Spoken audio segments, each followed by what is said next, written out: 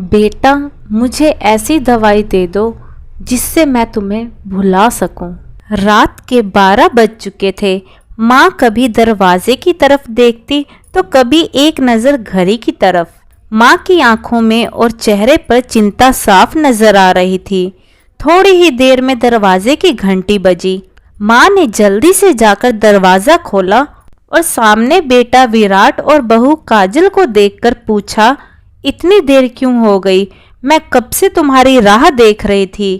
तुम लोगों की इतनी चिंता हो रही थी। चिंता के कारण मुझे भूख भी नहीं लग रही थी।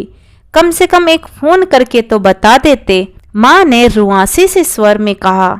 माँ, मैं अब छोटा बच्चा नहीं हूँ, मैं अब बड़ा हो गया हूँ। तुम मेरी चिंता मत किया करो।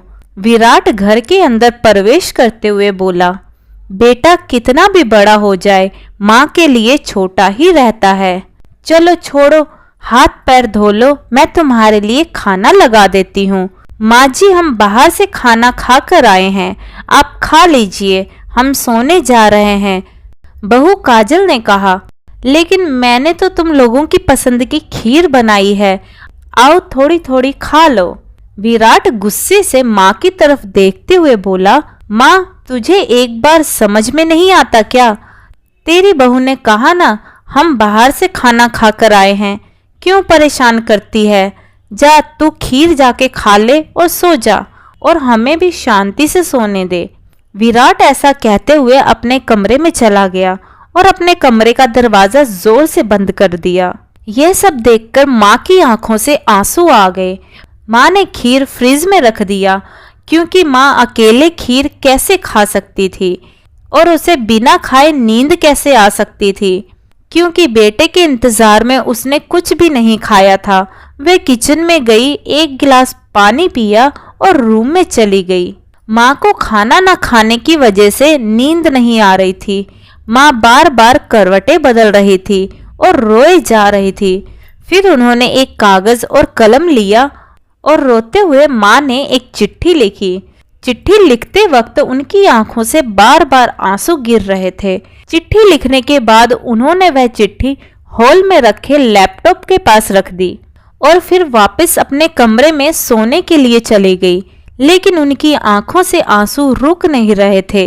रोते रोते काफी रात हो गई और उनकी आंख कब लग गई उन्हें पता नहीं चला और वह रात को भूखे पेट ही सो गई। सुबह 10 बजे विराट की आंख खुली। बाजू में काजल अभी भी सो रही थी। विराट हॉल में आया तो उसने देखा कि माँ भी अभी तक सो रही है। अचानक उसकी नजर लैपटॉप के पास रखी एक चिट्ठी पर पड़ी। वह सोचने लगा, आखिर ये चिट्ठी किसकी हो सकती है। ये देखने के लिए उसने चिट्ठी खोलकर पढ़ना शुरू किया और उसमें लिखा था, मेरे लाल, तू सोच रहा होगा कि एक ही घर में रहते हुए आखिर ये चिट्ठी क्यों? मैं तुम्हें बोलकर भी तो ये बात बता सकती थी। हाँ, बता सकती थी, अगर तू मेरी बातें सुनना चाहता तो। किसी एक्सप्रेस गाड़ी की तरह तू आता है और कुछ ही पलों में निकल जाता है। तुम्हारे पास अपनी माँ की बातें सुनने का वक्त नहीं होता। माँ भूखी है, खाना खाया या नहीं खाया, दवाई ली या नहीं ली, इन सब चीजों की तुम्हें कोई परवाह नहीं है। खैर, वो सब जाने दो। कल तुम्हारा जन्मदिन था, इसलिए मैंने खीर बनाई थी। सोचा था कि कम से कम आज के दिन साथ में बैठकर खाना खाएंगे, मगर मैं ये बात भूल गई थी कि मेरा बेटा बड़ा हो चुका है। अब वह अपनी बूढ़ी माँ के साथ थोड़ी ना खाना खाएगा। वह तो अपने दोस्तों के साथ पार्टी करके खाना खा कर आया। चलो, मुझे इस बात की खुशी ही हुई। बेटा, मेरी दवाइयाँ खत्म हो गई हैं। मैंने कुछ दिनों पहले तुझे दवाई की एक चिट्ठी दी थी। अगर वक्त मिले तो वह दवाई मुझे लाकर दे देना, मुझे थोड़ी राहत मिलेगी। विराट को याद आया कि 4-5 दिन पहले माँ ने एक दवाई की चिट्ठी दी थी। उसने अपने ऑफिस के बैग में जाकर उस चिट्ठी की तलाश की और उसे खोलकर देखा। उसमें लिखा था, मुझे ऐसी दवाई लाकर दो जिससे मैं अपने बेटे को भुला सकूं। यह सब पढ़कर विराट को रियलाइज हुआ कि मुझसे बहुत बड़ी भूल हो गई है। उसकी आंखें नम हो गई। वह तुरंत अपने माँ के कमरे की तरफ दौड़ा।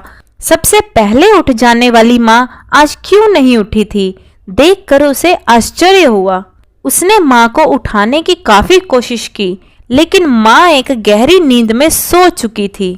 विराट के पास फूट फूट कर रोने के अलावा और कोई चारा नहीं बचा। दोस्तों, ये कहने की जरूरत नहीं है कि माँ बाप जीवन में कितने मूल्यवान होते हैं। उनके रहते हुए ही उनकी सेवा करो और उनसे प्यार करो। वह चले जाएंगे तो कुछ नहीं कर पाओगे। और हाँ दोस्तों, अगर आप भी कभी अपनी माँ से नाराज होते हैं तो ये कहानी सुनने के बाद आप ज्यादा देर तक नाराज नहीं रह पाएंगे।